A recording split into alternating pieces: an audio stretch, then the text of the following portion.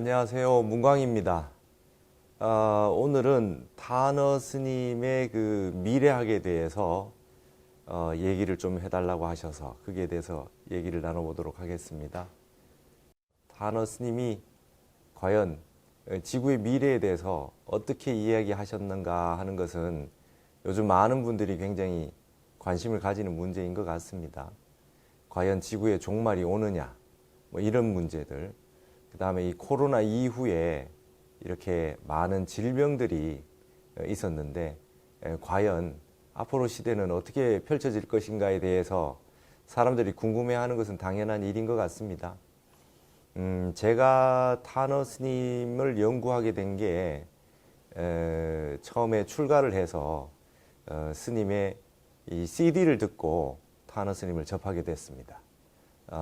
유교, 도교, 기독교, 그것을 불교적으로 회통을 하시고 선과 화엄을 중심으로 해서 이 모든 내용을 다 한번 강의를 하시고 이 교재로서 번역한 그 책을 만들어 놓으셨다.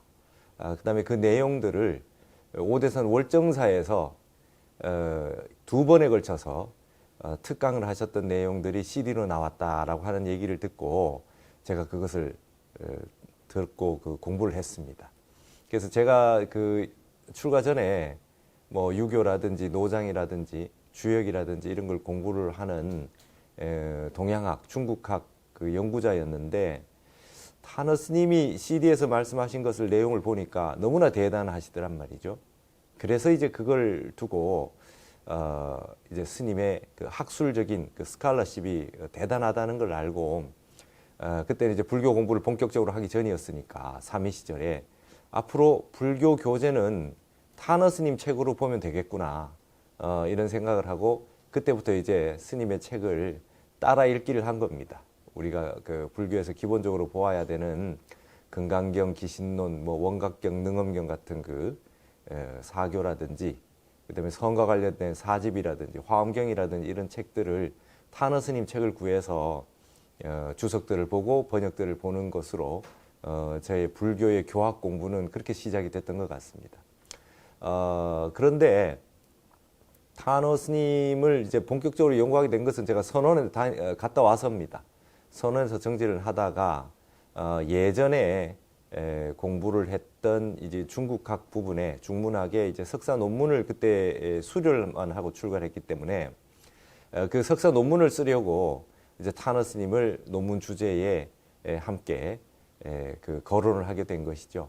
그래서 그때는 이 중문과니까 한국 불교를 제가 전공해서 공부하고 싶은데 논문을 쓰고 싶은데 중문과라서 한국 불교만 쓸 수는 없고 또 이 불교학만 다루는 것은 또 우리 이 그 학계상 중국학에서는 이 유교, 노장을 굉장히 중시하고 있어서 불교만 하는 논문들은 많이 없어서 유교의 중용을 불교의 큰 선사들 그리고 한국과 중국의 선사들은 그것을 어떻게 보고 있는가라고 하는 부분을 제가 논문을 썼어요. 그래서 중국의 감산, 덕청, 우익, 지육 두 선사들 명말에 아주 그 대단하셨던 선지식 그 두 분의 중용직지와 성철 스님, 타너 스님의 강의라든지 이런 내용들을 가지고 어떻게 유교의 중용을 보셨는가 하는 연구부터 시작을 했다가 본격적으로 이제 논문을 쓰면서 알았습니다. 타너 스님에 대한 그 연구가 거의 그 석박사 논문은 거의 한 편도 없더라라고 하는 것을 알고 제가 이제 박사 과정에 들어가서 타너 스님만 전적으로 연구를 해보자 이렇게 그 결심을 하고 공부를 시작했죠. 연구를 시작해서 자료를 모으고 한국학중앙연구원에서 자료들을 모으면서 큰 스님과 인연이 있었던 많은 그 스님들과 제가 제자들 이런 분들께 인터뷰를 하고 자료를 수집하고 하는 과정에서 이제 논문을 쓸 때에 가장 관건이 됐던 문제가 다른 분야는 괜찮은데 스님이 미래에 대해서 말씀하신 부분을 어떻게 할 거냐 이게 제일 그 문제가 됐습니다. 그리고 저 역시 타너 스님이 말씀하셨던 미래 예견, 미래 예지에 대한 부분이 이 부분들을 어떻게 할 것인가 이제 고민이 생겼죠. 그래서 제가 이 타너 스님의 미래학을 연구하기 위해서 스님이 주로 말씀을 많이 하셨던 역학이라는 부분, 김일부 선생의 정역이라고 하는 제3의 역이라고 그래요. 우리나라에만 있는 역학입니다. 그 책 내용을 이제 연구를 독학으로 하게 됐던 겁니다. 실제로 타너 스님이 생시에 강의를 하시고 이 특강을 하실 때에도 이 미래학에 대한 부분을 반드시 설파를 하셨습니다. 강연 끝날 때 항상 정역을 언급하셨고 뭐 이런 식으로 말씀하셨던 것 같아요. 소설로라도 그냥 한번 드러나 봐라. 이거는 역학이 아주 깊어야 되는데 평생 공부를 해야 알 수 있는 내용이지만 그래도 한번 드러나 봐라. 이런 식으로 얘기하면서 정역을 얘기하시고 주역과 역학적인 그 상수역을 다 총동원해서 그렇게 해서 미래에 대해서 말씀을 하셨던 것들이 남아있죠. 그 부분들에 대해서 저도 점검이 필요했습니다. 제 스스로 납득이 가고 이해가 되고 완전히 분석이 돼야 논문을 쓸 수 있지 않겠습니까? 그래도 박사 논문인데 근거 없이 스님의 말씀만 가지고 요약을 할 수는 없고 그 근거가 됐던 역학들을 제가 공부를 하게 된 거죠. 그래서 김일부 선생이라고 하는 1800년대 후반에 계룡산 연산면에서 태어나셔가지고 계룡산 부근에서 수행하시고 정역이라고 하는 그러한 희유의 글을 남기신 분을 연구를 했습니다. 타너 스님의 말씀을 따라가면서 그러면서 제가 느꼈습니다. 이 부분은 굉장히 설명하기가 쉽지 않겠다. 그리고 앞으로도 이 부분에 대해서 언급하는 이가 그다지 많지는 않겠다. 그러는데 이 김일부 선생의 이 가르침을 베풀었던 그 곳이 계룡산의 그 국사봉 밑에 향적산방이라는 곳이 있었는데요. 거기서 제자들을 좀 가르쳤습니다. 근데 그 제자들의 맥이 이어져서 충남대 철학과의 학산 이종호 선생이라는 분이 계셨는데 충남대 철학과 교수였는데 충남대 총장까지 지내셨던 분이에요. 이분의 학통에서 지금도 충남대 철학과에서는 정역을 연구하는 연구에서 학위 논문도 쓰고 하는 그런 가풍이 한가닥 내려오고 있었습니다. 그래서 거기에 이 정역을 연구하셨던 많은 분들의 책들을 제가 다 사서 일일이 다 보면서 점검을 했죠. 과연 타너 스님과는 어떤 동의점이 있는가라고 하는 걸 연구를 했어요. 그러고 나서 제가 이제 결론을 내렸습니다. 이건 써야 되겠다. 논문에 써야 되겠다. 스님께서 그 미래에 대해서 말씀하시고 주역을 말씀하시고 역학을 말씀하시고 이러면은 항상 제자분들도 그렇고 스님 불교 내용만 하시면 어떻습니까? 선과 화엄을 중심으로 불교 내용만 말씀하시면 어떻습니까? 그리고 어떤 제자분들은 항의를 이렇게 하시는 경우도 있었다 그러고 유교나 노장은 말이죠. 외전인데 그것을 꼭 다뤄야 됩니까? 이렇게 말씀하셨던 분들도 있었던 모양입니다. 그러면 스님께서 혼을 내셨다 그래요. 알지도 못하는데 가만히 있어라. 이게 뭔지를 알고 지금 하는 얘기냐 이렇게 말씀하시면서 나는 이 미래에 더 유명해질 거다. 나는 이제 내가 죽고 나면 타너라는 이름이 더 날 거고 내가 미래에 대해서 얘기해 놓은 것에 대해서 많은 사람들이 공감하는 날이 올 거다 이렇게 말씀하셨거든요. 그래서 제가 논문을 쓰는데도 타너 스님에 대한 첫 번째 박사 논문이었고 타너 스님의 전체를 다루는 개론적인 부분을 다루다 보니까 모든 부분을 다 다뤄야 됐는데 일부 그 문중의 스님들께서는 그냥 미래에 대한 이야기 그런 얘기는 좀 빼는 게 어떠냐 이런 말씀도 하셨던 그런 기억이 납니다. 그런데 저는 그렇지 않았습니다.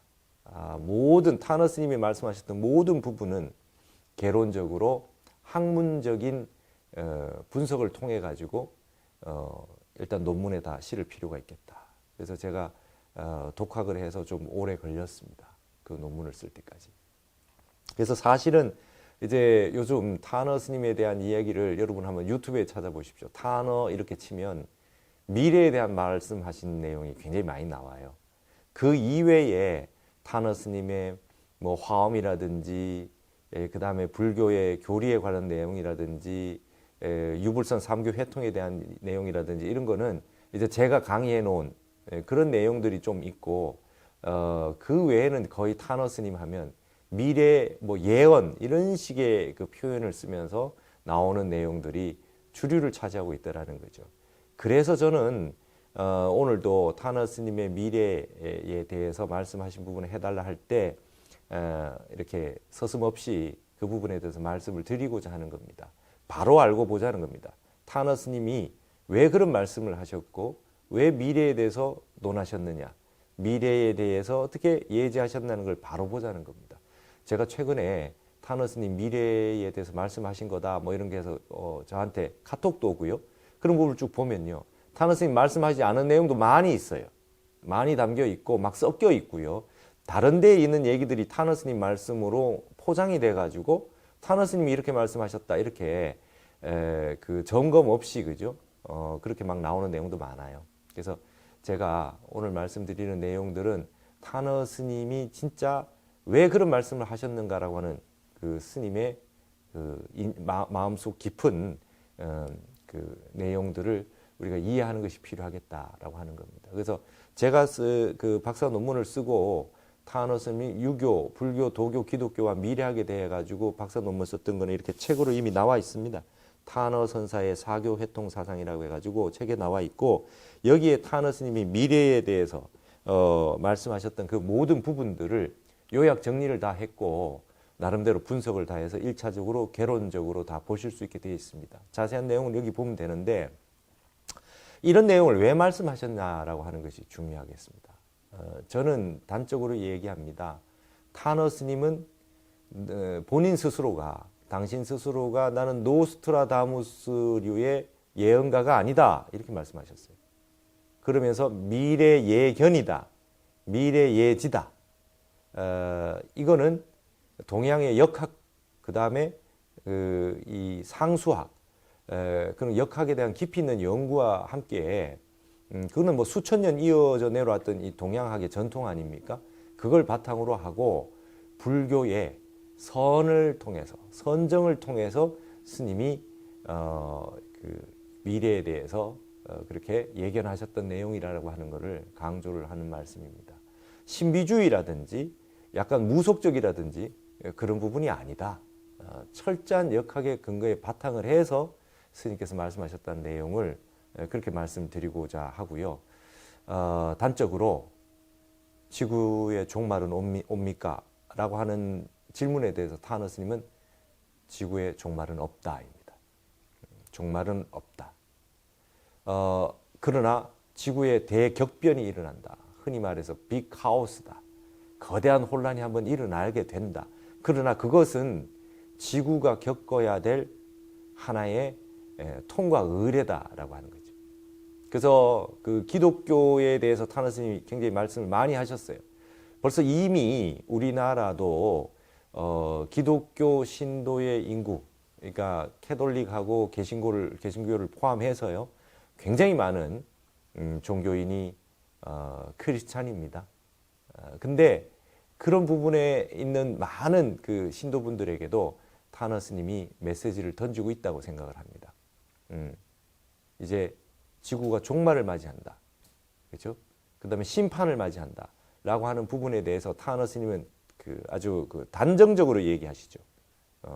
심판이나 종말이 아니라 성숙이요 결실이다.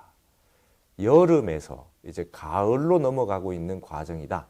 지구는 봄, 여름, 가을, 겨울이 있다면 이제 여름이 됐다가 이제 가을로 되는 그런 시기다 이 말입니다. 가을이 되면 모든 것이 성숙하고 무르익고 그렇죠. 대신에 숙살직이라 그래서 그동안 여름에 무성했던 잎들은 다 떨어뜨립니다. 그래서 성숙하려면 피치 못하게 겪어야 될 그 과정으로서 지구의 변혁들이 일어난다는 것이죠.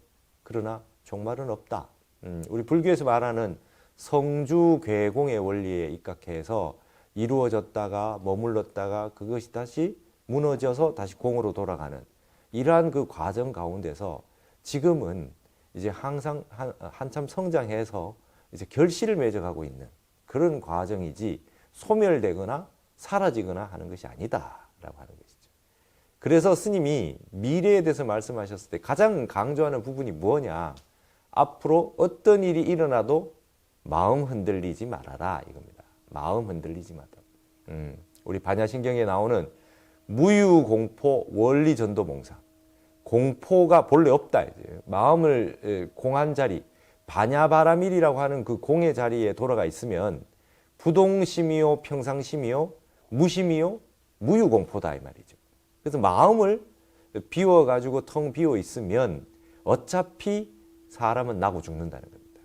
사건, 사고로도 죽을 수 있고 수명을 다해서 죽을 수도 있고 비명에 죽을 수도 있으나 한 번은 언젠간 죽는다는 겁니다. 여러분 태어난 생일이 하루이듯이 죽는 날도 제삿날도 하루밖에 안 돼요. 그러니까 뭐의 공포를 가지고 남은 인생을 쭉 살지 말라는 겁니다.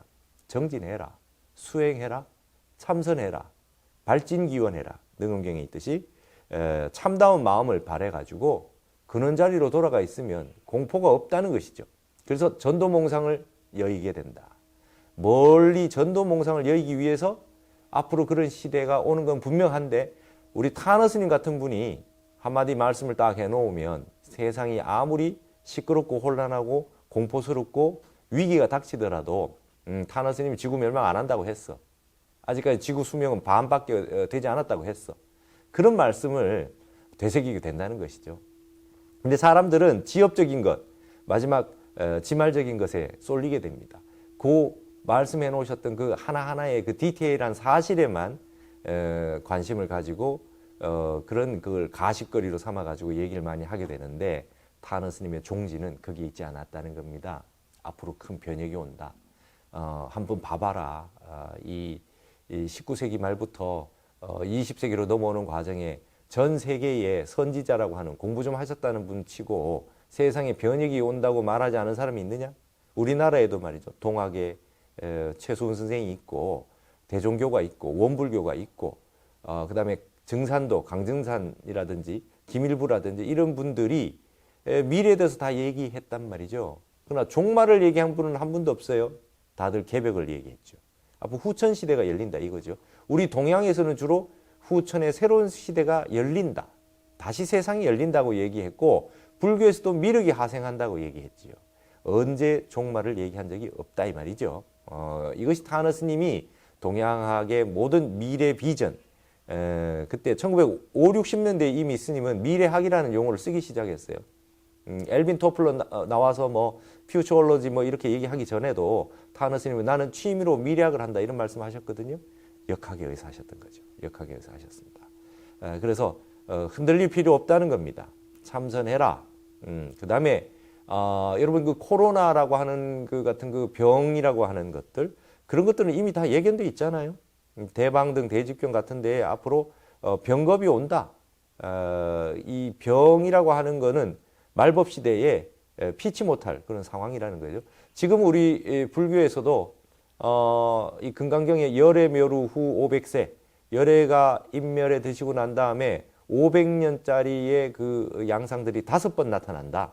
그래서 정법시대, 상법시대, 말법시대, 정법시대 1000년, 상법시대 1000년, 말법시대 그 다음 이렇게 이제 말씀 나오듯이 그걸 5개로 나눠놨잖아요. 그래서 정법시대에는 해탈내고 해탈을 많이 하시고 그 다음에 선정내고 선정에 많이 든다. 내고라는 건 경고하다는 겁니다. 그렇게 해서 1000년이 지나가고 나서 상법시대가 되면 그럼 어떤 현상이 일어나느냐. 그 다음부터는 다문내고다. 선정이 들어서 해탈하는 분은 좀 적어도 부처님 말씀을 잘 외우고 부처님 말씀에 입각해서 사는 분들이 많다. 그리고 그 다음에 500년은 탑사내고다. 이치, 이사무에 할 때 이법계적으로는 조금 부족한 면이 있을지 모르나 사적인 면, 일사자, 사법계 쪽으로는 부처님 도량을 가꾸고 부처님의 근본을 잘 따라서 이 절들을 사찰을 잘 운영하고 여법하게 불사하는 탑사내고의 시대가 있다. 여기까지는 상법시대입니다. 그 이유는 말법시대예요. 말법시대는 투쟁내고다. 투쟁경고의 시대가 온다. 이렇게 다 설명이 돼 있지 않습니까? 부처님 인멸 후 2000년이 지나고 나면 온 세상이 싸운다. 투쟁내고가 오고 이게 진정한 말법시대가 된다라고 하는 얘기였어요. 보조국사 당시, 지금 800년 전에 고려시대 때 보조국사 당시에 이미 세상은 말법시대라고 하는 얘기가 벌써 다 나오고 있지 않습니까? 보조국사 말씀이 말법시대가 왔는데 일본 같은 경우는 정토교로 다 빠졌습니다. 정토정. 근데 우리 보조국사는 시대는 말법시대가 맞다. 그러나 시대에는 정법, 말법 시대가 있지만 우리 마음의 근본 자성 자리에 정법 자성, 말법 자성이 따로 있느냐? 자성은 영원히 정법 시대에 살고 있는 것이다. 그러니까 우리는 시대가 말법 시대에 왔다고 해서 거기에 동요하지 말고 참선해라. 우린 참선한다. 그래서 대종고 스님의 어록을 바탕으로 해서 가나선을 주창하셨던 분이 우리의 보조국사다 이 말이죠.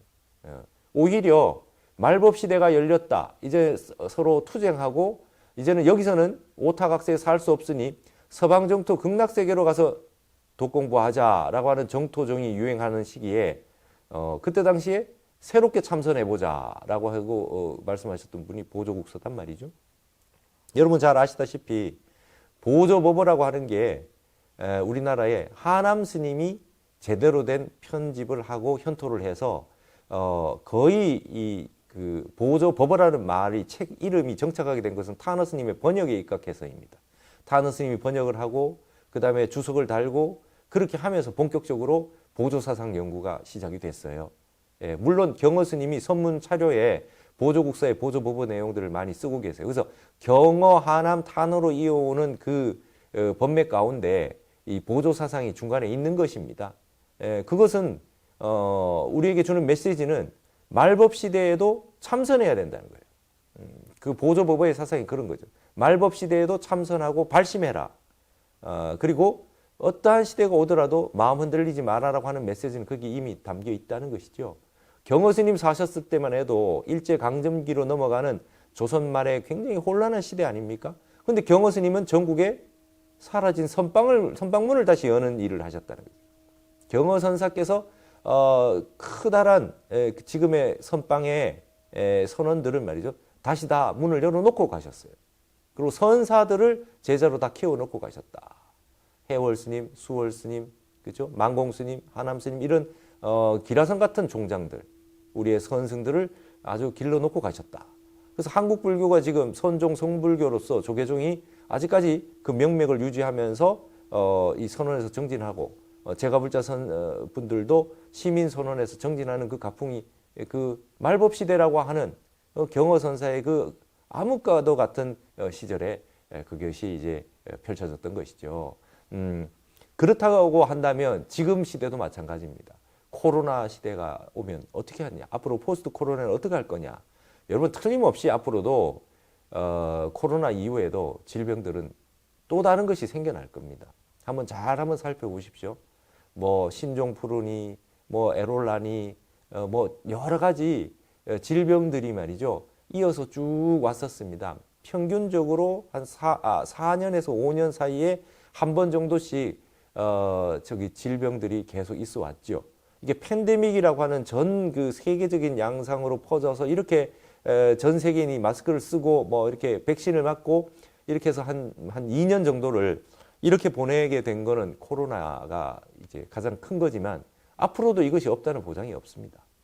그러면 앞으로 우리가 어떻게 살아야 될 것이냐라고 하는 거에 대해서는 알고 살아야 되는 거죠. 이제 병겁이 온다. 병들이 많다. 그리고 이 시절에 우리 뭐 해야 되느냐? 전 세계의 지구에 사는 모든 인류들이 성찰해야 된다는 겁니다. 이 사회를 지금까지 살아왔던 이 개발의 어떤 그 과학 기술과 문명이라고 하는 우리가 이 엄청난 문명을 창조해냈는데 과연 이대로는 좋은가? 생태계를 이렇게 놔둬서 괜찮은가?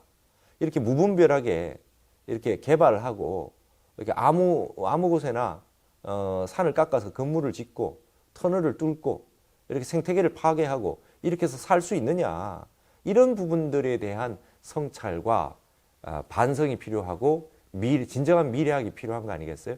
이럴 때 타너 스님의 그 예지와 예견이 절대적으로 필요하다는 겁니다. 그래서 그 타너 스님이 미래를 보셨던 그런 견해들, 이런 부분들, 그 다음에 앞으로 전 세계는 종교가 어떻게 펼쳐질 거며 미래는 어떻게 펼쳐질 거에 대한 타너 스님의 그 핵심 종지를 잘 따라서 공부를 해야 될 필요가 있다는 겁니다.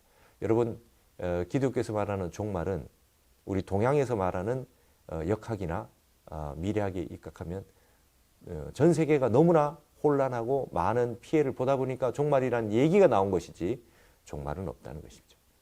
성숙이다, 결실이다. 그러나 숙살지기로 잎사귀들을 다 한번 떨어뜨리는 날이 온다. 거대한 화산, 지진, 해일 등이 있고 그 다음에 지축도 움직이고 북빙하가 녹고 그 다음에 많은 질병들이 오고 사람들은 그러면 어떻게 되느냐? 그러한 변혁에 의해서 희생되는 것이 아니라 마음의 불안, 공포, 정신적인 스트레스 이런 부분들 때문에 사람들이 많이 병에 더 시달리게 된다라고 하는 게 타너 스님의 결론이셨어요. 그래서 평상심을 유지하는 거, 부동심을 가지는 거, 무심하게 참선해서 그 어떤 뉴스와 이 세상의 변화에 부안해동하지 말아라. 그리고 사이비 종교에 속지 말아라 라고 하는 것이 타너 스님의 핵심이었다라고 하는 말씀을 드리고자 합니다. 이 다음 시간에는 좀 더 자세하게 타너 스님의 그 미래 예지에 대해서 조금 더 현대적으로 어떻게 우리가 해석하고 이해해야 될 거냐라고 하는 부분에 대해서 또 조금 더 말씀드리도록 하겠습니다. 감사합니다.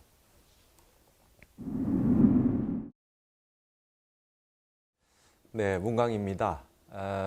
이번 시간에는 저 타너 스님이 어떻게 그 미래에 대해서 말씀하셨는가라고 하는 걸 조금 더 구체적으로 한번 얘기를 해보고 그 행간의 의미들, 그다음에 그것을 통해서 타너 스님이 말씀하시고자 했던 그 종지가 무엇인가에 대해서 한번 알아보도록 하겠습니다.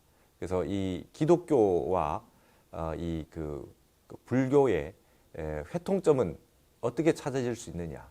그다음에 기독교에서 말하는 굉장히 그 무서운 이 마지막 최후의 날 내지는 종말에 대해서 말씀하셨던 부분들에 대해서 타너 스님이 어떻게 하나하나 말씀해 놓으셨는가에 대해서 조금 얘기를 해보도록 하겠습니다. 먼저 스님이 이제 그 생시에 일화들이 있는데요. 그 일화들을 좀 소개를 해드리고자 합니다. 타너 스님이 그 예전에 그 아마 KBS였을 겁니다.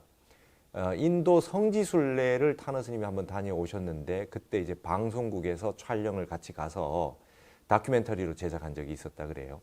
그때 이제 PD님이 아주 유명하셨던 그 PD 정수웅 PD라고 하시는 분이 계셨고 그분은 우리나라 그 다큐에 굉장히 대단한 역량을 가지셨던 분이고 우리 뭐 올림픽 아시안 게임 이런 것도 감독도 하시고 아주 대단하셨던 분이었던 것 같아요. 그리고 같이 이제 타너 스님이 인도 성지순례 가는데 같이 촬영하러 가셨던 모양입니다. 근데 여러분 잘 아시다시피 인도 성지순례를 가면 반드시 이제 인도에만 가는 것이 아니라 네팔을 가야 됩니다. 부처님 탄생지 룸비니라고 하는 곳은 지금 현재로는 네팔이기 때문에 국경을 넘어서 가지 않습니까? 네팔을 가다 보면 이제 히말라야가 나오거든요. 그래서 타너 스님이 이제 그 인근을 지나시다가 눈 덮인 히말라야 그 산맥들을 보고 말씀하셨대요.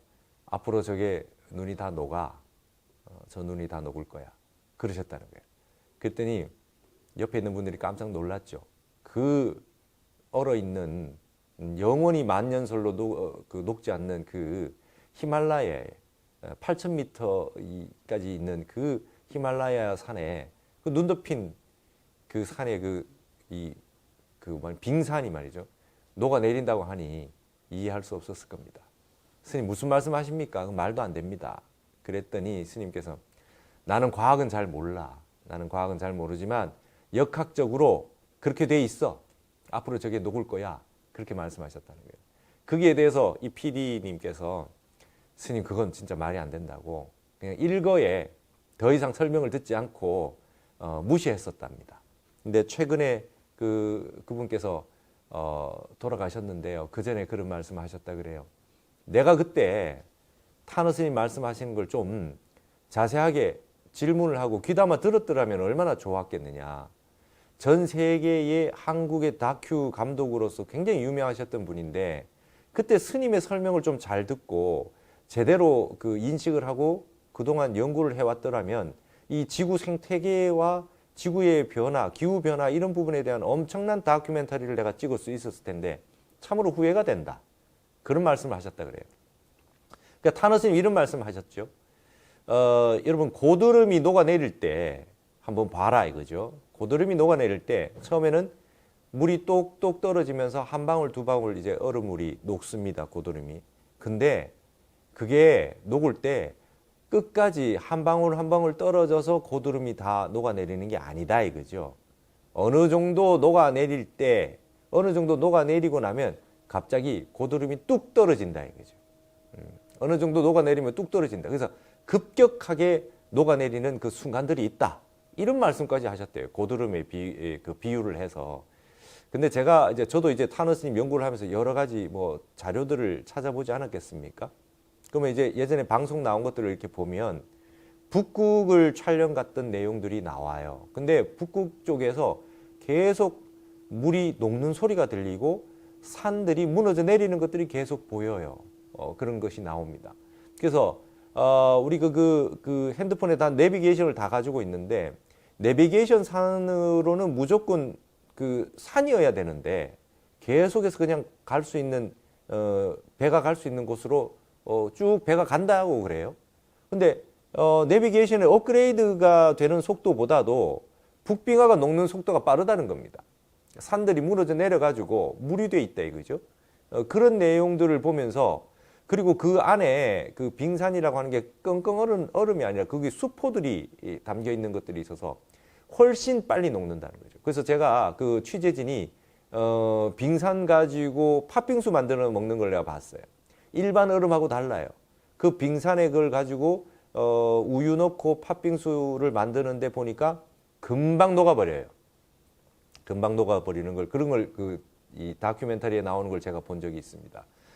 마치 고드름이 한꺼번에 나중에 뚝 떨어지는 현상들이 지금 많이 벌어지고 있다. 그래서 굉장히 많은 빙산들이 지금 녹아내리고 있고요. 심지어 최근에는 인도네시아가 수도를 이전한다 그래요. 자카르타가 수도였는데 이제 10년 안에 물이 잠길 것 같아서 보르네오 섬 있는 대로 평원 쪽으로 수도를 이전을 한다. 그 이전하는데 한국의 기업들이 수주를 받아서 수십 개의 그 기업들이 참가해가지고 수도 이전하는데 큰 이 건설업에 있는 모든 기업들이 동참을 한다. 이런 내용을 저 뉴스를 본 적이 있습니다. 뿐만 아니라 동해바다도 그렇고 전 세계적으로 그렇고 해수욕장이었던 곳들이 모래가 실려 내려가고 해수면이 차올라오는 것들을 많이 볼 수가 있죠. 이런 내용들을 스님이 40년 전, 50년 전에 이미 역학적으로 말씀을 하셨단 말이죠. 참 희유한 일이다라고 하는 생각을 하게 됩니다. 스님께서 1970년이었을 겁니다. 일본의 화엄경을 다 번역하고 일본에 가셔가지고 이 동경대학교에서 특강을 하신 일이 있어요. 그러니까 이통현 장자의 화엄론을 번역하는 것이 굉장히 어려워서 일본에서 잘 못하고 있었던가 봐요. 유교의 뭐 주역도 나오고 뭐 노장도 나오고 불교만 알아서 되지 않는 게 이통현 장자의 화엄론이거든요. 근데 혼자서 그걸 다 번역했다고 하니 일본에서 깜짝 놀라서 당시 김지견 선생이 동경대 박사과정에 있었는데 그때 이제 타너 스님을 모시고 특강을 했던 적이 있었습니다. 그때 처음에는 일본 학자들이 질문하고 질의응답을 하다가 나중에는 그냥 스님 그 강의를 그냥 듣는 게 낫겠다 해서 일주일간 연장해서 특강을 했다 그래요. 그때 이제 스님이 너무나 그 강의를 멋있게 하셔가지고 물론 통역이 있었겠죠. 그래서 일본의 그 대학자들이 7일이 강의가 끝나고 난 다음에 다 같이 삼배 절을 올렸다 그래요. 그때 숭산 스님께서 일본에 제일 홍법원에 계셨는데 타너 스님을 뵙고 아주 통쾌해 하셨습니다. 저 콧대 높은 일본의 학자들이 스님에게 삼배를 하다니 그런 거는 있을 수 없다. 너무 기분 좋은 일이 아닐 수 없고 위대한 일이다. 숭산 스님이 그러셨다 그래요. 그때 당시에 그 일본의 기라성과 같은 지금 우리가 불교학 공부하면 나오는 그런 많은 학자들이 그때 타나 스님한테 절을 했던 분들인데 김지견 선생이 이 장면을 녹화도 하지 못하고 촬영도 하지 못하고 사진 한 장 찍어 놓지 못한 게 너무나 안타깝다 해서 시자에게 카메라를 사줬답니다. 다음에 타나 스님이 어디 가서 이렇게 설법을 하시거나 하면 그 양상들을 사진도 찍어 놓고 녹화도 하라고 해서 그랬다는 얘기가 일화가 있어요. 근데 그때 있었던 일입니다. 타나 스님이 일본의 도쿄의 하네다 공항에 딱 도착을 하니까 그때 당시에 동국대의 조명기 총장이 계셨어요. 이분은 우리 불교학을 하려면 공부를 꼭 해야 됩니다. 한국 불교사 연구하려면은 조명기 선생의 원청 연구라든지 불교사에 관련된 그 저술들을 반드시 봐야 되는 아주 그 시대의 석학이셨던 그런 선생님이셨고 동국대 총장까지 지내셨던 그런 분이 이제 조명기 선생이셨어요. 근데 일화가 있다 그래요. 그때 당시에 타나 스님이 동국대에 이렇게 지금도 정각원이 있지만요, 대학 선원장을 하셨어요. 대학 선원장, 지금으로 보면 이제 정각원장 정도 되실 것 같은데요. 그래서 이제 정각원에서 법문을 이렇게 하시는데 이 미래에 대한 말씀을 좀 하셨던가 봐요. 앞으로 북빙하가 높고 일본 같은 경우는 물에 많이 잠기는 해수면이 많이 잠기게 될 거다. 이런 말씀을 하셨더니 지금은 이제 여러분 많이 들어서 이제 좀 생소하지 않겠지만 그때 많은 교직원들과 그 내용을 들었던 학생들, 뭐 대학원생들 전부 다 의아해하지 않았겠어요? 그래서 그 얘기를 듣고 당시 조명기 총장이 좀 불평을 하셨던 모양이에요. 스님이 대학 선원장으로서 선 얘기하시고 불교 얘기하시면 되지 뭐 저런 말씀 하시냐고 저기 꼭 잘못 들으면 무속인 얘기 같지 않냐 막 이러면서 본인도 납득이 안 되니까 그런 말씀을 좀 하셨겠죠. 그랬는데 그러고 난 다음에 그 일본에 초청을 받아서 타나 스님이 가셨을 때 일본 하네다 공항에 나와서 조명기 총장이 공항에서 절을 막 하시더랍니다. 그래서 시자분하고 이렇게 보시면서 왜 그러냐고 일어나라고 이렇게 했더니 스님 제가 참회합니다. 참회합니다. 제가 몰랐습니다. 스님의 어떤 그 내용들을 모르고 제가 스님을 그 말씀을 믿지 못하고 좀 내가 그랬는데 제가 참회합니다 하면서 일본에 와서 보니까 해변에 있는 많은 집들이 이미 물에 잠긴 곳들이 많습니다. 벌써 그런 일이 일어나고 있습니다 하면서 타나 스님에게 경의를 표했다가 그런 일화가 있어요. 지금 전 세계 사람들이 북빙하가 녹는다는 것에 대해서 모르는 사람이 없을 겁니다. 그런데 40, 50년 전에 이미 그 말씀을 하셨다는 거. 그걸 정역의 역학적인 원리에 입각해서 2007지다.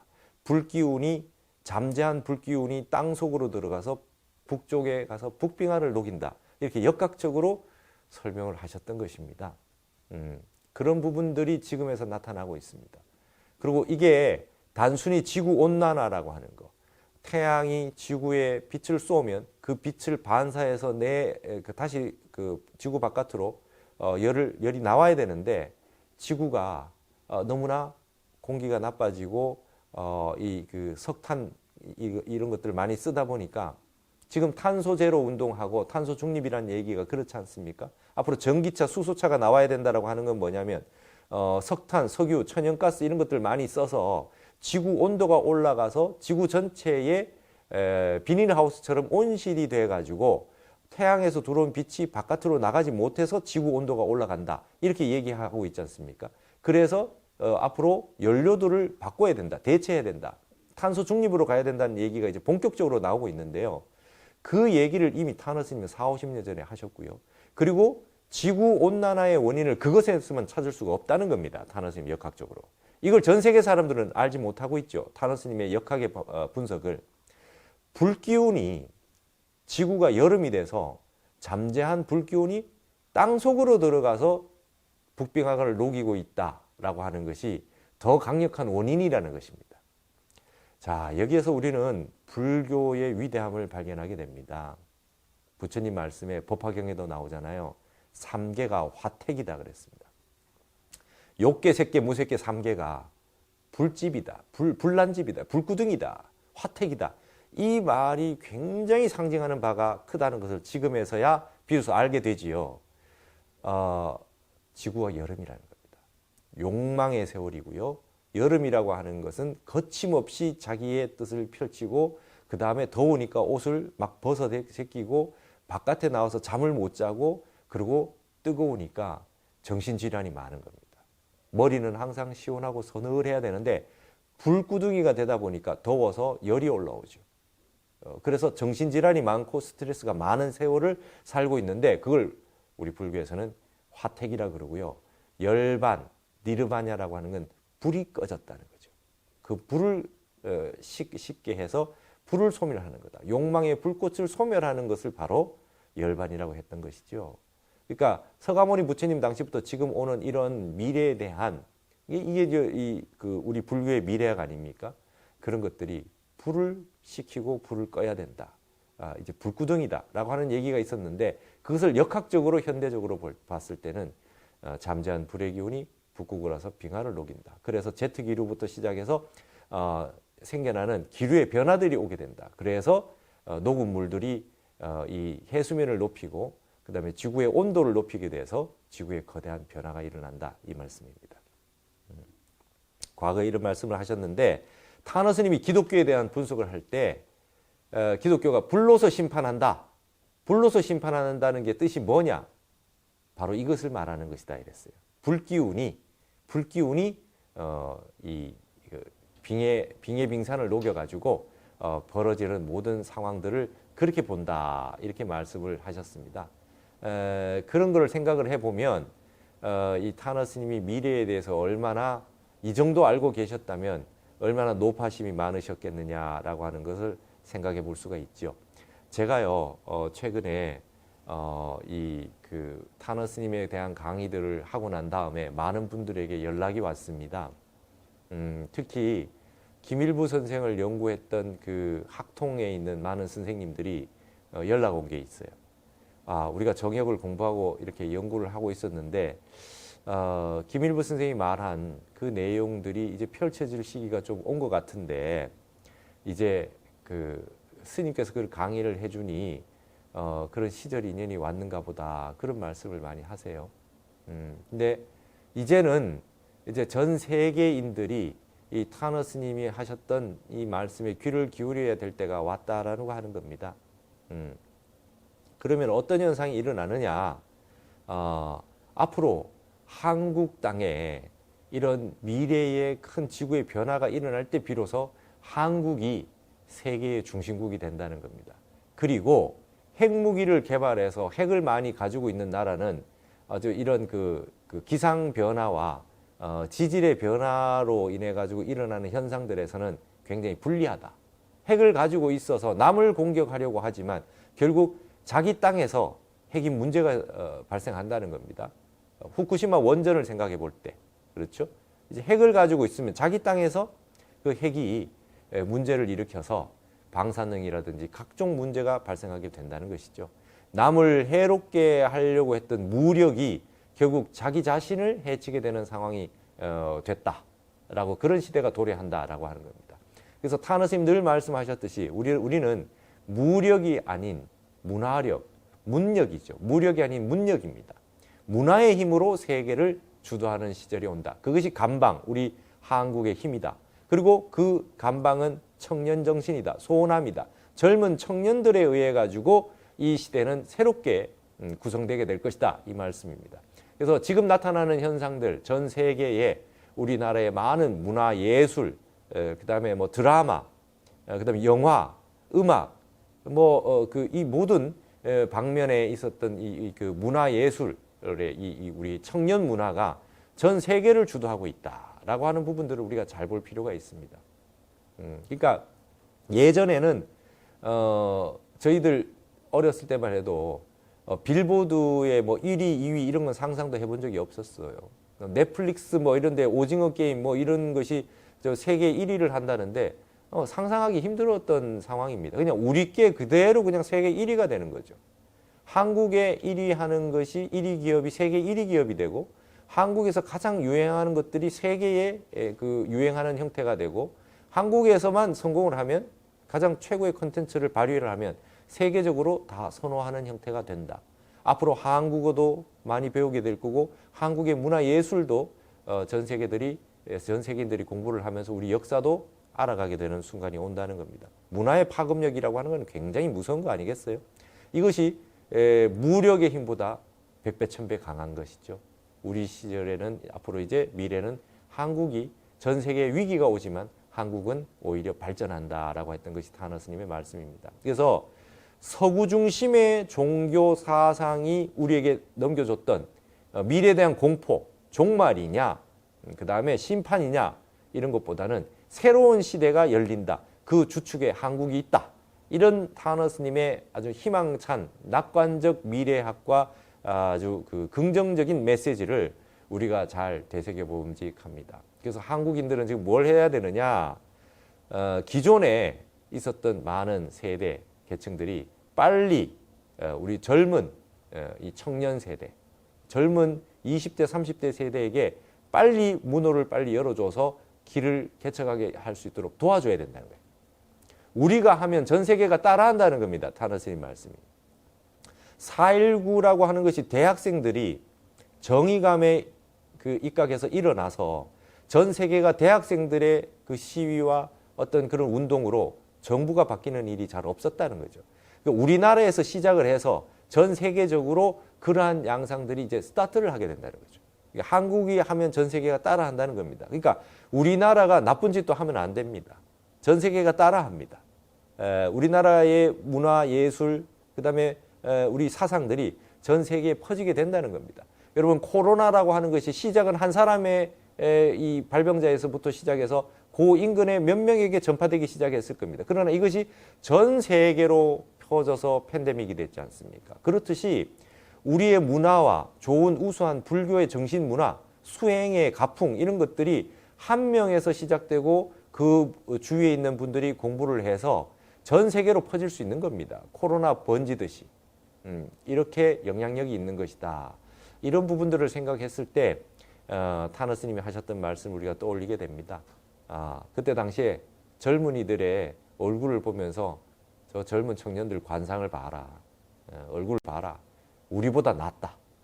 우리보다 앞으로 훨씬 잘 살게 될 거며 우리보다 훨씬 더 지혜롭고 더 밝고 더 영향이 있을 것이다. 우리는 빨리 저들에게 우리의 그 능력을 발휘할 수 있는 기회를 주고 힘을 줘야 된다. 이런 겁니다. 제가 굉장히 안타까웠습니다. 동국대에서 강의를 해보면 학생들이 우리 때보다 더 잘하는 것 같아요. 공부하거나 뭐 이렇게 발표하거나 리포트 내는 게 우리 시대 때보다 나은 것 같아요. 근데 안타까웠습니다. 저렇게 명석하고 우리보다 훨씬 나은 저 대학생들이 취직을 못한다고? 이게 취준생으로 오래 살아야 된다고? 우리보다 스펙이 좋고 공부를 많이 했는데 저렇게 있어야 되나? 하루속히 우리가 우리 국가와 기존의 지금 기득권층들은 빨리 이것을 알고 젊은 청년들에게 기회를 주고 되도록이면 빨리 넘겨줘야 됩니다. 우리보다 낫습니다. 타너 스님이 하셨던 중요한 말씀이 있어요. 타너 스님이 1983년에 입적하셨는데요. 1983년도에 하셨던 말씀이 있습니다. 내년이면 갑자년이다 그러셨어요. 1984년이 갑자년이었는데요. 내년 갑자년부터는 굉장히 특별해진다. 세상이 많이 바뀐다. 그렇게 말씀하셨어요. 여러분 다음 갑자년이 언제입니까? 2044년입니다. 1984년 갑자년부터 2044년이 올 때, 이 갑자년이 올 때까지 이 60년에 전 세계는 어마어마한 변화를 가져온다. 이게 타너 스님의 입적하시기 1년 전의 말씀 아닙니까? 그러시면서 하시는 말씀이 김일부 선생의 정역이라고 하는 새로운 복귀팔계, 문왕팔계가 아닌 새로운 팔계인 문왕팔계가 계룡산에서 처음으로 나왔다, 출현했다. 그것을 김일부라는 분이 책으로 엮은 것이 정역이라는 책이다. 그런데 그 책이 1885년에 비로소 세상에 빛을 보았는데 김일부 선생은 당신의 제자들에게도 주역은 가르쳐도 정역은 잘 가르치지 않았다 그래요. 이거는 왜냐? 지금 볼만한 책이 아니다. 100년 뒤에 있을 미래의 문제를 담고 있는 역학 원리다. 궤도다. 8개 궤도다. 이 정역 8개는 100년 뒤에 일어나는 일이다. 그렇게 말씀을 하셨다는 거죠. 그러면 1885년에 나왔던 정역이 1985년부터 본격적으로 세상에 그 정역에 나오는 그 내용들이 펼쳐지기 시작했다는 거죠. 타너 스님은 1984년 갑자년부터 특별한 일이 많이 펼쳐질 것이다 이렇게 말씀하셨잖아요. 그러면 이런 걸 가지고 제가 한번 분석을 해볼 때 1984년 갑자년 그리고 정역이 탄생한 1985년 이후에 태어났던 한국의 많은 아들, 딸들은 우리 시대와는 좀 다르다. 그 이전 시대와 좀 다르다. 그렇게 생각을 할 수 있을 것 같아요. 그때부터 태어난 예를 들면 아시안게임, 86년 아시안게임, 88년 서울올림픽, 그 다음에 2002년 이 월드컵 이런 것을 우리나라의 전 세계적인 축제, 그 다음 평창올림픽까지 이런 부분을 우리가 담당해서 전 세계의 한국에 영향을 보여주기 시작했던 말하자면 글로벌화되고 세계 관광을 자유롭게 하고 외국어를 아주 유창하게 구사할 수 있는 그런 젊은이들의 세대 그게 전부 다 84년 이후로 84년 갑자년 이후로 태어난 세대들에게는 당연한 일이 된 것이 아니냐. 동양 챔피언 이런 것들 이제 별로 높게 사지 않는 수준에 왔다 이미. 나는 목표가 세계 1위입니다. 세계 챔피언입니다. 라고 하는 얘기를 아주 그냥 공식적으로 떳떳하게 얘기하는 시대가 왔다는 거죠. 말하자면 김연아 선수 세대, 배구의 김연경 선수 세대, 뭐 이런 세대들은 이제 그때부터 전 이제 그 세계의 클래스가 전 지구적 클래스가 됐다. 우리 시대가 이제 그런 시대를 맞이하고 있는 것입니다. 그러면서 타너 스님 말씀하셨죠. 미래에 대해서 이렇게 역학적으로 정확하게 분석이 되어 있는 로드맵이 구성되어 있고 매뉴얼이 구성되어 있는 나라는 한국밖에 없다. 우리에게는 이 미래를 새롭게 창조하고 세계의 정신문화를 새롭게 이끌어갈 그러한 힘이 있다. 그걸 어디서 구해야 되느냐? 이제는 서구의 그 기술적인 그런 학문에서만 구할 수는 없다는 겁니다. 동양학의 기본 바탕이 되는 유교, 도교, 불교라고 하는 형태에서 찾아야 되고 그리고 타너 스님 말씀이 불교도 이 다른 것을 배척하는 것, 우리 불교만이 제일이다라고 하는 것은 타너 스님이 거기에 대해서는 일가를 해주셨어요. 불교의 근본 사상이, 부처님의 근본 사상이 모든 것을 다 수용할 수 있고 회통할 수 있는 것이 부처님 사상 아니냐는 것이죠. 이것은 이렇게 해서 불교가 아니고 이것은 이래서 부처님 말씀이 아니고 이거는 부처님 당시에 딱 하셨던 말씀이 아니고 그런 것들은 불법의 근본은 아니다는 겁니다. 전 세계는 이미 불법의 세상이고 하늘에 태양이 있는 한 바이로차나 이 광명변조에 빛이 있는 한 법은 영원히 굴러간다.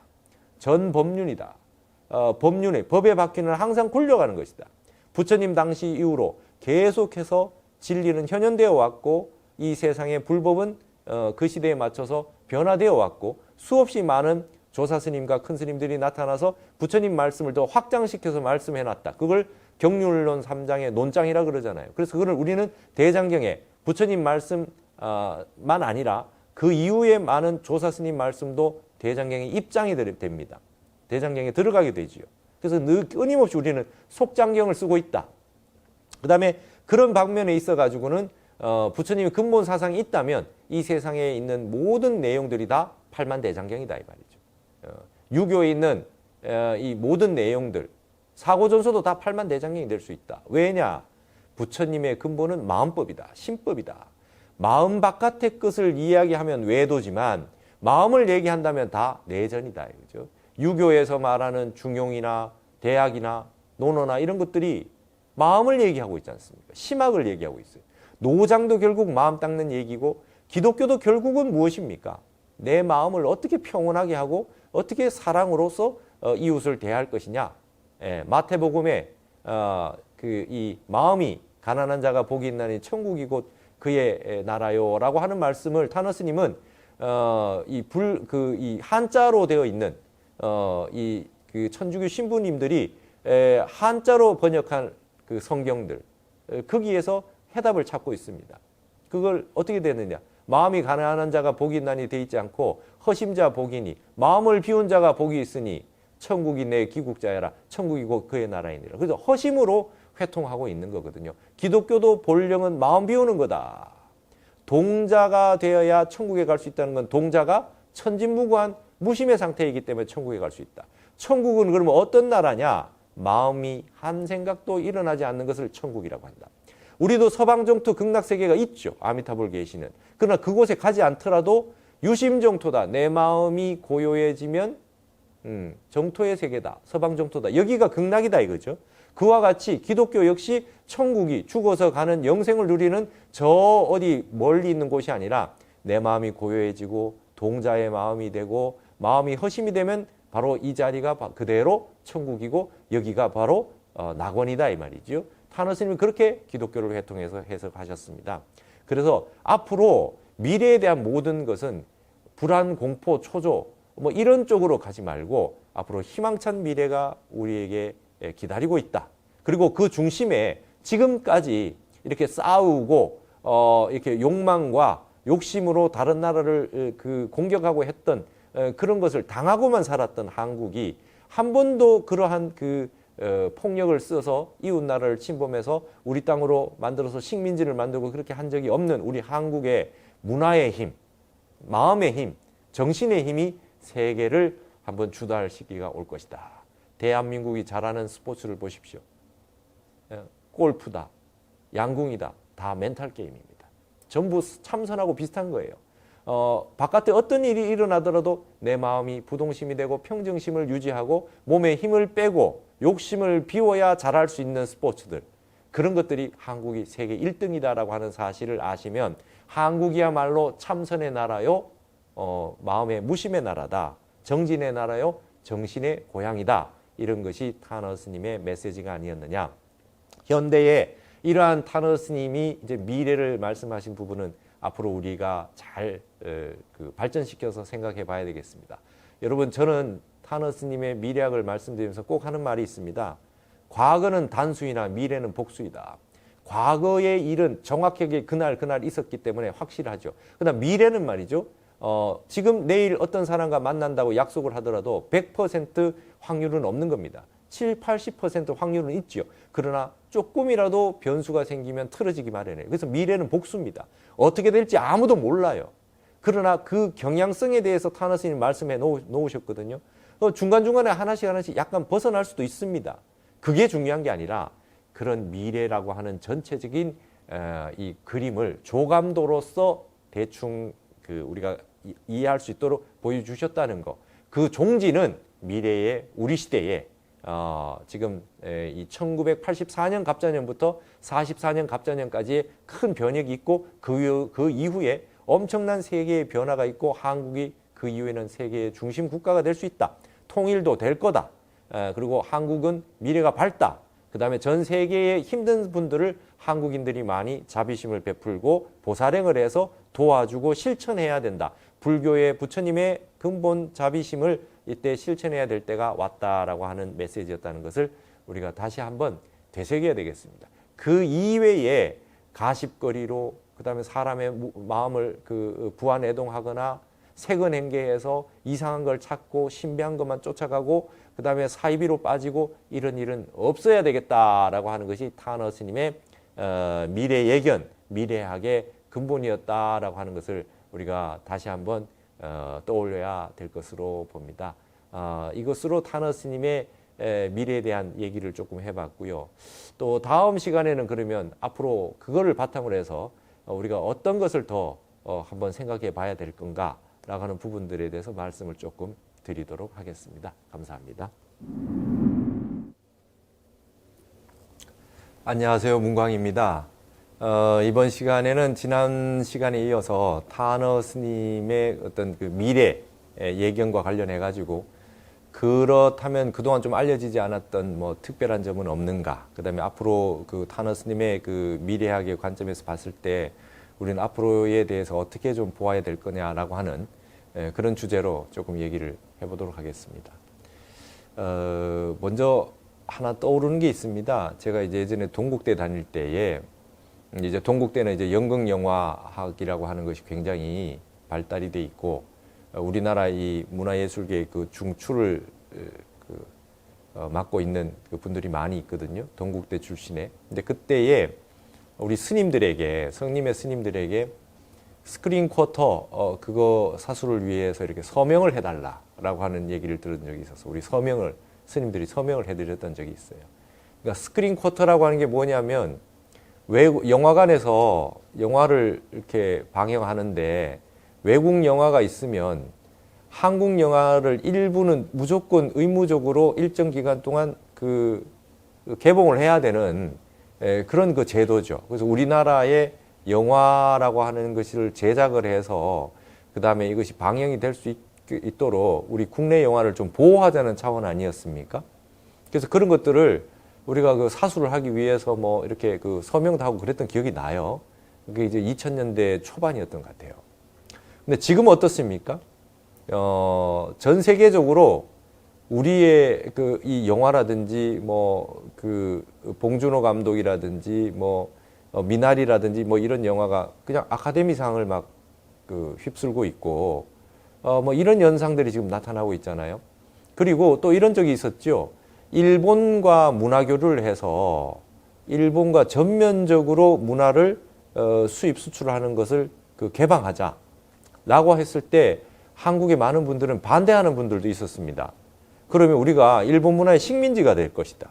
일본의 그 웹툰이나 만화 같은 거 이런 것들이 우리나라 사람들 일본 게임 같은 거 뭐 이런 것 때문에 그냥 우리가 그냥 그 문화에 속국이 되지 않을까 걱정했던 분들이 많았죠. 근데 결과는 어떻습니까? 한류라고 하는 걸 통해서 일본이 훨씬 더 우리 거를 많이 받아들이고 우리가 훨씬 더 그 유명해졌다 이거죠. 한국 영화, 한국 드라마, 한국의 가수들, 음악, 문화예술 뭐 전체가 일본에 더 한류를 가져왔다. 확산을 가져왔다. 그러니까 어떻게 우리가 일본의 문화 속국이 되지 않을까라고 했던 건 기우였습니다. 예. 그때부터 시작해서 전 세계적으로 문화를 전면 개방하면 할수록 한국의 문화는 세계로 더 퍼져나가기 시작을 했고요. 지금 세계 문화 강국이 되어 있다라고 하는 것이죠. 그래서 그렇게 보면 한국이 가장 내세울 수 있을 만한 것은 무엇이냐? 인간의 감정과 감성과 마음을 얘기하는 부분이라는 거죠. 이것이 바로 스토리텔링이라는 것입니다. 한국인이 시나리오를 잘 씁니다. 한국인이 드라마를 구성을 하고 만들어내면 전 세계의 어떤 나라보다도 훨씬 잘한다는 거죠. 그 속에 그리고 어떤 의미를 잘 전달할 수 있는 내러티브 구조를 가지고 있다는 겁니다. 그러니까 우리나라가 문학이나 이런 그 시적인 그런 감수성, 인간의 감정에 대한 부분들에 대해서 굉장히 이 공감 능력이 강하고 발달되어 있다는 거죠. 예전에 제가 그 문학을 전공할 때에 문학 평론가 가운데 김현이라는 선생님이 계셨어요. 김현 선생님이 그 서양 그 문예 비평을 하셨던 분인데 그분이 이런 말씀하셨어요. 문학은 쓸모가 없다. 뭐 문학 한다고 해서 시 쓰고 소설 쓰고 뭐 그 글 쓴다고 해가지고 그게 여러분 뭐 큰 돈을 벌 수 있습니까? 뭐 별로 값어치가 별로 없어 보일 수 있죠. 그래서 문학은 쓸모가 없다 그러셨어요. 근데 그 뒷말이 걸작이죠. 그러나 그 쓸모 없는 것을 쓴다. 써먹을 데가 없는 그것을 쓴다는 거죠. 그걸 다른 말로 하면 무용지용 정도 될 겁니다. 쓸 데가 없는 것을 쓴다는 거죠. 여러분 우리가 글을 쓰고 글을 읽고 공부를 하고 뭔가 소설을 쓰고 시를 쓰고 하는 것이 그 자체로는 별 값어치가 없어 보였습니다. 그러나 그것이 영화를 만들어내고 드라마를 만들어내고 노래의 가사가 되고 그 다음에 그것이 사람을 울리고 그 다음에 감동을 주는 그러한 형태로 발전하는 그 근본은 바로 이 문학이었던 것이죠. 여러분 지금 뭐 문과라서 죄송합니다 이런 말이 많다는데요. 앞으로는 이제는 한번 문과가 죽었지만 이제는 과학기술의 이과보다도 앞으로 문과의 시대가 다시 한번 열릴 겁니다. 이것이 타너 스님이 말씀하셨던 부분 아닙니까? 동양의 정신 문명이 서양의 과학기술 문명을 이제 앞으로 주도하는 시대가 반드시 온다. 서풍이 불었지만 앞으로 동풍이 불 거다. 동양의 핵심의 문제는 서구의 과학기술과 같은 그런 이 실질적인 학문이 실용적인 학문이지만 우리는 이제 앞으로 정신적인 근본적인 학문들이 앞으로 세상에 빛을 발하게 될 것이다. 그래서 이제 다들 말이죠. 공대 가고 의대만 가는 시절에 이제는 조금 바뀌어야 된다.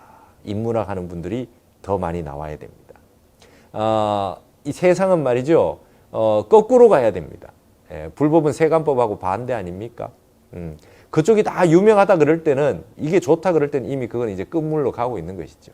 역학이라고 하는 건 반대입니다. 여기에 지금 사람이 없다. 이건 무시당하고 있다. 이건 별거 아니다라고 하는 쪽에 가서 우리가 관심을 기울여야 하는 것입니다. 네. 전 세계가 이제 말이죠. 의학의 발전이라고 하는 것을 간곡히 기대하고 있을 것입니다. 의통이 필요한 시대다. 의학의 최고의 이 도인들이 나오기를 기다릴 겁니다. 전 세계가 앞으로 병에 시달리게 되는 그런 세월을 앞으로도 살게 될 것 같으니까요. 하지만 그 반대에는 말이죠. 의학에 반대되는 근본은 인간에 대한 이해부터 시작하는 겁니다. 인간 마음의 이해, 인간 심리의 이해, 인간의 감정이 어떻게 돼서 몸이 어떻게 병이 나고 어떻게 괴로움을 받고 있느라고 하는 고진멸도의 그 고의 원인을 단순히 물질적 몸의 문제로 보지 않고 그것이 다 마음에서 왔다라고 하는 우리 불법이 앞으로 세상에 크게 좌우될 것이다. 크게 한번 히트를 칠 것이다. 그래서 명상 심리, 그 다음에 마음의 문제를 어떻게 해서 소통하고 해결할 거냐라고 하는 심리 상담 같은 이런 실용 학문이 인문학을 바탕으로 하고 동양의 유불선을 바탕으로 하고 불교 참선을 바탕으로 하는 시대가 올 것이다. 그래서 앞으로 시대는 마음혁명의 시대가 올 것이라는 겁니다. 기술혁명, 그 다음에 농업혁명, 산업혁명, 그 다음에 정보혁명까지 왔지만 이제는 마음혁명의 시대가 올 것이다. 이렇게 보고 있습니다.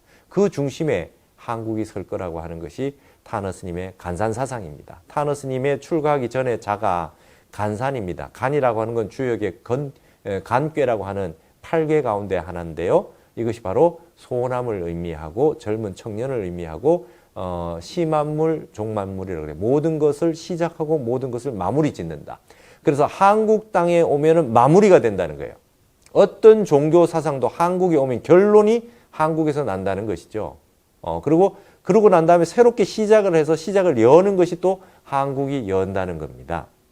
그게 이제 한국의 간방의 특성이다. 그러나 지금까지는 한국의 기운이 전 세계에 펼쳐지지 못했으나 앞으로는 한국의 기운이 세계에 펼쳐지게 될 것이다 라고 하는 말씀을 타너 스님이 하셨던 겁니다. 제가 아까도 앞에서도 말씀을 드렸듯이 타너 스님을 연구하기 위해서 어쩔 수 없이 김일부 선생의 정역이라는 책을 연구할 수밖에 없었습니다. 근데 그 중에 타너 스님은 이 말씀을 하시지는 않았는데 그 말씀 가운데 이런 구절이 있어요. 반고오화 원년 이민이다 이런 표현이 있습니다. 반고시 할 때 세상을 창조했다라고 하는 중국 신화의 주요한 인물 가운데 반고시가 있어요. 반고, 오화, 다섯오자, 화할 화자, 다섯 가지의 변화. 그리고 난 다음에 원년 이민, 그 원년이 이민에 생겨난다. 뭔가 원년으로서 이민을 얘기하고 있어요. 그래서 반고오화라고 하는 거에 오화를 5가지를 주석에 보면요. 무술기해, 경자신축, 이민. 요걸 오화라고 얘기하고 있더라는 거죠. 그러면 여러분 내년이 올해가 신축년이고 내년이 이민년입니다. 정역에서 말씀하셨던 이민년은 100년 이후라고 했을 때 1985년이 정역이 나온 뒤에 100년인데요. 그때서부터 그 다음 갑자년 때까지 가는 이민년은 바로 내년 2022년이 이민년이 되지요. 저도 이 부분에 대해서 어떻게 해석을 해야 될 건가 참 공부하면서 많은 그 생각을 하게 됐었는데 얼마 전에 이 대전 쪽에 충남대의 이종호 선생의 제자이신 정역을 연구하셨던 많은 분들의 그 모임에서 연락이 왔어요. 그러면서 이 반고오화 원년 이민으로서의 이민이라고 하는 의미를 2022년으로 말씀하시는 그 계통의 얘기를 들은 적이 있다. 그 학문하시는 분들은 이걸 가지고 얘기를 이미 하고 계셨다라고 하는 얘기를 전해 들었어요. 사실은 제가 2021년 작년에 타너 사상 특강이라고 하는 강의를 시작을 해서 올해 말이죠. 계룡산에 그 가서 타너 스님이 그 강의하셨던 내용들을 설명하고 했던 내용의 그 기본적인 이유는 이민년이라고 하는 내년에를 맞춰가지고 한 번쯤 세상에 이런 강의도 해도 됨직하다라고 하는 생각에서 했던 것입니다. 그 말씀이 어느 정도 주석이 맞다고 한다면 이제 내년 되는 이민년부터는 좀 더 세상이 많은 변화를 가져오지 않을까, 세상에 변화가 있지 않을까, 이렇게 한번 생각을 해보게 됩니다. 내년쯤 되면 어느 정도 코로나가 문제가 어느 정도 해결이 되면서 세상은 이 코로나 이전과 이후로 바뀌게 될 것이다, 이렇게 보여집니다. 이제 저도 대면 강의 위주로 강의를 하고 있었고 직접 사람들과 만나서 공부를 하는 것 중심으로 했고 이 앱을 통해 가지고 웹엑스나 뭐 이런 걸 통해 가지고 강의하는 것이 굉장히 낯설었습니다. 근데 저도 그걸 한 2년 하고 났더니 굉장히 편안해졌어요. 그리고 학생들도 그러합니다. 지방에 있는 학생들은 지금 학교에 오지 않아도 하숙을 하지 않아도 지방에서 수업을 다 듣고 있고요. 자, 지금 한번 여러분 생각해 보십시오. 지금 대학교 1, 2학년 학생들은 우리가 다녔던 1, 2학년하고 달라요.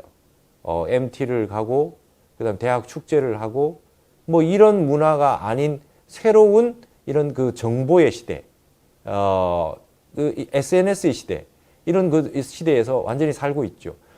지금 이 시대를 살고 있던 초등학생은 어떨까요? 중고등학생들은 어떻겠습니까? 내가 이제 초등학생, 중학교, 고등학교 때 살았던 것은 굉장히 인생에서 큰 변화와 그런 습을 간직하게 되는 건데요. 내가 자랄 때 이미 수업을 인터넷으로 온라인 화면으로 수업을 했던 그런 것을 가지고 습관이 됐다라고 하는 것은 일평생을 좌우할 수 있는 중요한 변화가 될 것입니다. 그러면 이 코로나가 이후에 포스트 코로나에는 어떤 변화가 올 것이냐? 앞으로 더욱더 이 정보 문화 이런 부분에 훨씬 더 전 세계가 몰입하게 될 것이고 이것에 대한 발전은 급속도로 일어나게 될 것이다. 그리고 전 세계의 모든 양상들이 이를 통해서 많이 변화가 올 것이라는 것입니다. 예. 이것이 바로 타너 스님이 말씀하셨던 화엄의 세계입니다. 화엄에 말씀하셨던 이사무의 법계와 사사무의 법계. 어떤 사물과 사물, 사태와 사태가 전면적으로 만나야 서로 소통할 수 있는 것이 아니라 장애가 없이 만날 수 있는 세계, 사사가 무해한 세계가 바로 앞으로의 미래 세계다 이거죠. 핸드폰, 스마트폰, 컴퓨터, 노트북, 태블릿, 그 다음에 모든 방송 매체, 유튜브 이런 것들은 전부 다 사사무해 법계의 그 내용들이라고 할 수 있는 것입니다. 그래서 타너 스님은 그러셨어요. 앞으로 이제 화엄경의 시대가 한번 온다. 여러분, 이 정보의 세계를 다른 말로 하면, 불교적으로 얘기하면 화엄경의 시대라는 겁니다. 이걸 연구해야 됩니다. 우리 불자 여러분들과 불교를 공부하시는 분들은. 화엄경 보는 공부를 해야 된다는 거죠. 화엄경을 공부를 해서 화엄경에 나타난 내용들의 근본 종지들을 잘 이해를 하게 되면 전 세계의 정보 혁신의 주도권을 우리가 가져올 수 있다는 것입니다. 타너 스님이 20년 가까이 되는 세월을 10년을 번역하시고 그 다음에 그 주석 단 걸 그 교정을 보시는 걸 또 5, 6년 하시고 그래서 결국은 20년 가까이 되는 세월을 화엄경 번역에 전신전력으로 그 법화를 이뤄냈던 그걸 생각해 보면 그분의 그 생각들을 한번 쫓아갈 필요가 있다는 겁니다. 자, 이제 세상은 많이 달라졌다. 옛 것을 이제 버리고 새 것으로 가자가 아니라 이미 예전에 이 시대를 보시고 번역을 다 해놓으셨던 그 타너 스님의 말씀. 그리고 불교의 우리 그 교학을 공부하는 분들이 주역을 왜 이야기하며 역학을 왜 이야기합니까? 라고 할 때 이미 타너 스님은 유교에서는 주역이요, 도교에서는 노자장자요, 불교에서는 화엄이다. 이 세 가지를 회통시켜서 기독교까지 다 엮어서 타너 스님이 이미 해석을 해놓았던 부분들, 이것들이 현대의 가장 강력한 중심적인 사상이 될 수 있고 누구나 보아야 되는 교과서가 되게 되는 세월이 올 것이라는 것입니다. 과학은 이제 공유하는 겁니다. 기술 문명은 누구나 다 해야 되는 일입니다. 중국이 저렇게 기술이 발전하고 저렇게 했던 거는 중국이 그 세계를 제대로 보고 쫓아온 겁니다. 문혁 이후로 개혁 개방을 해서 그러고 난 다음에 이 적극적으로 과학이라든지 기술 문명, 정보 혁신이라고 하는 거에 뛰어들었거든요.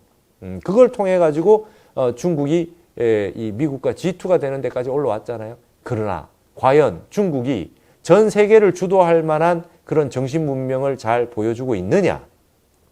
과연 그들은 전 세계의 존경을 받을 수 있을 만큼 깨끗하고 그 다음에 맑고 청정해서 아메리칸 드림처럼 차이나 드림이라고 하는 게 있어가지고 누구나 다 중국에 가서 한번 살고 싶다라고 하는 생각이 일어날 만큼 그들은 정직하고 전 세계인들에게 이 그 좋은 그런 양질의 컨텐츠들을 제공하고 좋은 선한 영향력을 보여주고 있느냐? 좀 부족하다고 봅니다. 그 역할을 이제 한국이 해야 된다. 이것이 타너스님 말씀이었어요. 진방의 세계에서 간방의 세계로 변화되어 있는 동서를 대표하는 것이 진태에서 간태로 변한다라고 하는 것이 정역의 이치고 타너스님의 미래학의 핵심입니다. 동양의 정신 문명은 중국이 아니라 앞으로 한국이 그 중심에 될 것이다. 이게 바로 타너스님의 핵심이었습니다. 그러면 타너스님의 말씀을 쫓아가다 보면 어디로 가야 되느냐? 앞으로 화엄경을 공부해야 된다는 겁니다. 화엄경이 부처님의 8만 대장경 가운데 가장 중요한 경전이다. 그리고 사사무의 법계의 시대라고 하는 것이 바로 이 미래의 시대의 가장 중심이 되는 이 언어 문자로 된 최고의 경지가 사사무의 법계다. 그리고 화엄에는 십수가 등장합니다. 십신, 십주, 십행, 십회양, 십지 등강묘가 했을 때 10의 숫자가 등장해요. 그런데 주역이라고 하는 문왕팔계까지는 9수밖에 없어요. 정역팔계의 10수가 등장합니다. 그동안 지금 바둑이나 뭐 태권도나 합기도나 다 해봐도 검도 뭐 이런 거 다 해봐도 9단까지밖에 없어요. 문왕팔계에는 숫자가 9까지밖에 나오지 않습니다. 그러나 정역팔계에는 10수가 등장하고 그 10수가 등장하면서 지구의 미래가 완전해지는 결실의 시대를 상징해주고 있어요. 10이라고 하는 숫자는 원만수다. 타너스님이 일승원교를 설명하면서 원이라고 하는 둥글원자 원이라고 하는 게 뭐냐? 원만하다는 게 뭐냐? 모양과 색깔과 언어가 끊어진 세계를 원이라고 그랬어요. 그 원이라는 숫자는 바로 10이라는 숫자와 맞닿아 있다라고 하는 겁니다. 10이라는 숫자를 역학에서는 무국수라 그래요. 무국. 무국이 태극이라는 말이 있습니다. 무국이라고 하는 것은 10수고 그 다음 태극이라고 하는 건 숫자가 1입니다. 근데 무국은 다시 10수이면서 0이 되기도 합니다.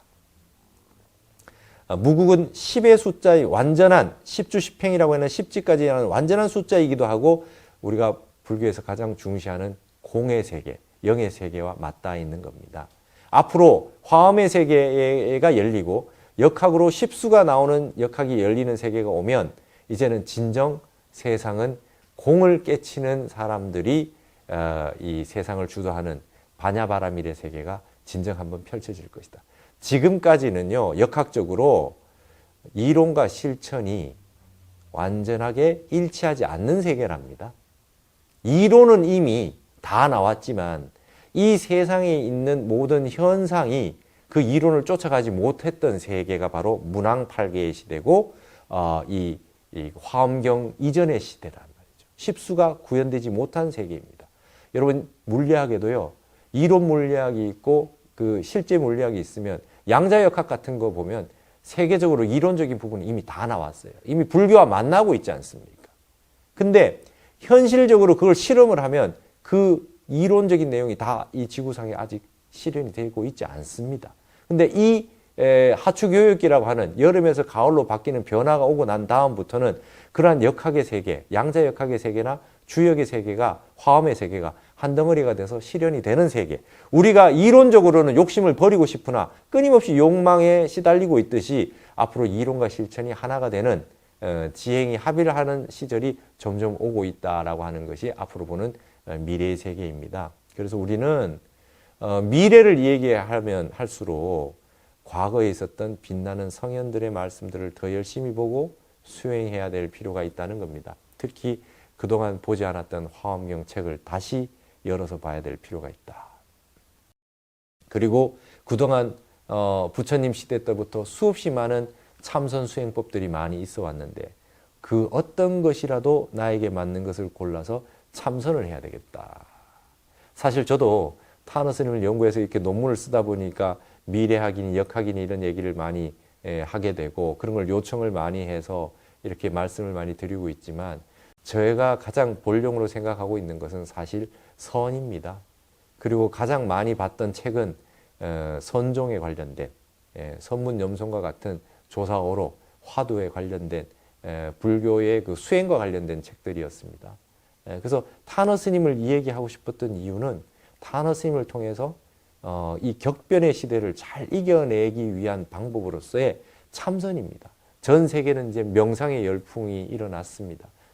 서양 사람들 이미 다 압니다. 명상은 반드시 해야 된다. 근데 지금의 명상은 이제 불교 참선이라고 하는 것에 종교적 색채를 쓱 없애면서 이제 전 세계 사람들이 종교와 상관없이 이제 메디테이션 명상으로 그냥 가고 있는 시대가 된 것 같아요.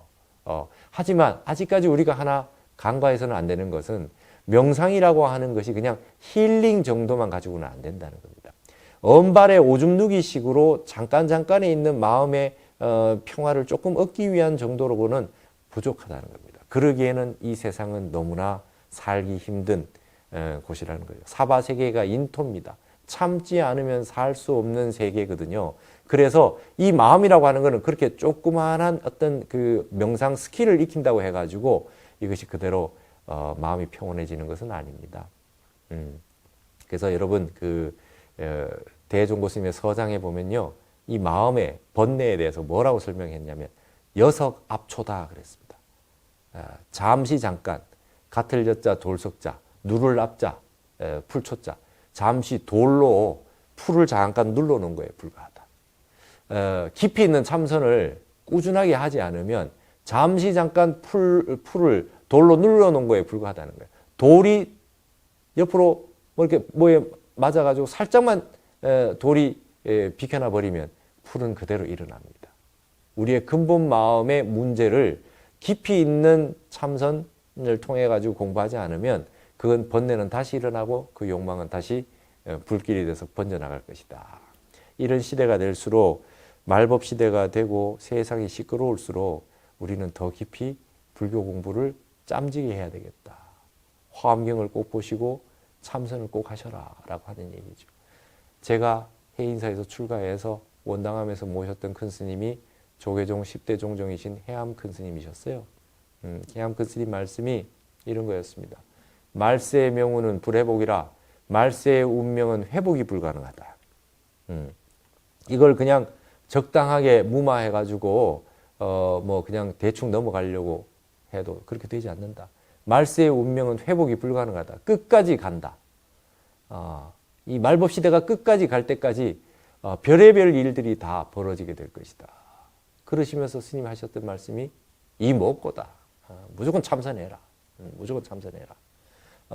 자유니 평등이니 평안이 행복이니 얘기해도 내 마음을 내가 모르는데 무슨 자유가 있고 무슨 행복이 있고 무슨 평등이 있냐. 다 고생감이다 이거죠. 다 고생감이다. 스님들에게 항상 말씀하셨습니다. 최고의 포교가 뭐냐? 일반 신도분들과 함께 앉아주는 거다. 같이 앉아라. 그것이 바로 우리 제가 모셨던 해암 스님의 말씀이셨어요. 그래서 저는 제 근본에는 선이 있습니다. 그리고 매일 참선하고 있고요. 이것이 근본이라고 생각합니다. 이것이 근본이라고 하는 것. 타너 스님도 그렇습니다. 팔만대장경의 모든 내용이 다 참선하라는 얘기밖에 없다. 그리고 마지막 입적하실 때 스님 마지막 한 말씀 남겨주십시오. 그래서 임종계 열반송을 부탁을 드렸더니 타너 스님이 일체 말이 없어 그랬어요. 여러분 우리 마음 근본은 어느 문자가 끊어진 세계고 사유가 불가능하고 생각이 불가능하고 과학으로 분석이 불가능한 그러한 십의 세계, 원의 세계, 무심의 세계, 완전 무결한 그런 공의 세계입니다. 어느 문자로 얘기할 수가 없는 세계입니다.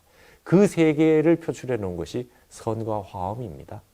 그것이 기밀부의 정역에 입각하면 역학의 세계로 들어오게 됐습니다. 앞으로는 이걸 무시하고 살 수 없는 세계가 됐어요. 이제는 정말 불교가 이 불법이 다시 한번 세계의 중심적인 그런 학문이 되는 시절이 온다. 이것이 타너 스님의 미래학의 마지막 포인트입니다. 미래가 이렇게 될 거다. 뭐 지축이 움직이고 북극물이 녹을 것이다. 이게 타너 스님 미래학의 핵심이 아니고 타너 스님의 핵심은 이제 엄청난 격변의 시대가 오는데 그 격변의 시대 이후에는 부처님의 불법이 더욱 흥해질 것이고 그 다음에 선과 화음이라고 하는 것은 인간의 필수적인 현상이 될 것이다. 공부거리가 될 것이다. 전 세계 모든 사람이 이걸 공부하게 될 것이다. 과학이 아무리 발전하고 세상이 아무리 데이터 혁명이 일어나가지고 빅데이터로 다 알 수 있는 시절이 온다 해도 내 이 일어났다 사라지는 마음은 다 깨닫기가 어렵다. 마지막 우리 인간의 과제 상황은 이 알기 어려운 이 마음, 이 일심, 이 한마음, 이 한 물건을 어떻게 우리가 증득해서 성불해서 부처님처럼 대각을 이룰 것이냐라고 하는 부분에 그 포인트가 있었다는 거, 이걸 우리가 이해를 해야 되겠습니다. 그래서 제가 타너 스님의 미래학을 공부해 본 결과 무엇이냐? 앞으로 화엄에 십수가 등장한다. 십수가 등장하면 많아지는 것이 아니라 10이 되면 다시 0이 됩니다. 다시 근원적인 원초적인 우리의 원시 반종, 우리의 마음의 근본으로 다시 돌아가고 다시 성찰하고 수행하는 시절로 돌아갈 거다. 새로운 수행의 시절이 될 거다라는 말씀입니다. 김일보 선생의 정역의 마지막 결론이 유학의 그 역학이었음에도 불구하고 마지막 결론이 용화세월이라고 되어 있습니다. 유교의 마지막 역학의 결론이 미륵불의 세계, 미륵이 하생해서 이 땅에 미륵 정토가 구현되는 세계다, 이렇게 되어 있습니다. 그러면 그것이 미륵 한 분이 구성하는 세계냐? 그렇지 않습니다. 이 세상 모든 불성을 갖춘 자기 자성불이 발현돼서 누구나 다 지혜를 갖추는 시대가 도래하는 걸 미륵불의 시대라고 합니다. 옛날과 다를 겁니다. 옛날처럼 미륵이 오셔가지고 그 우매한 중생들을 제도하기 위한 세월이 미륵불의 시대가 아니고 미륵의 용화정토는 누구나 다 갖춘 자기의 본성을 자기 스스로 다 발현시켜가지고 견성하고 직지인심할 수 있는 그런 세월이 미륵불의 시대다. 그리고 오직 이 세계는 고통받는 사람을 서로 도와주려고 하는 보살행을 하는 그런 세계가 미륵 용화정토가 되지 않겠느냐. 그 중심에 주도적인 역할을 하고 정신적인 수도 역할을 하는 곳이 바로 이 대한민국이라고 하는 우리 백두대간의 위대한 사명이 여기에 있다라고 하는 그 메시지가 타너 스님의 민족 불교 사상이고 간산 사상이고 타너 스님의 미래학이었다라고 하는 말씀을 다시 한번 강조를 드리고자 합니다. 이것으로서 타너 스님의 그 미래 예견, 미래학에 대해서 거칠게나마 저의 생각을 그리고 제가 공부했던 바를 말씀을 드려봤습니다. 들어주셔서 감사합니다. 우리 다 같이 참선하고 화엄경 공부해서 그 자타일시 성불도 다 같이 견성 성불하는 그날까지 열심히 정진했으면 좋겠습니다. 성불하십시오. 감사합니다.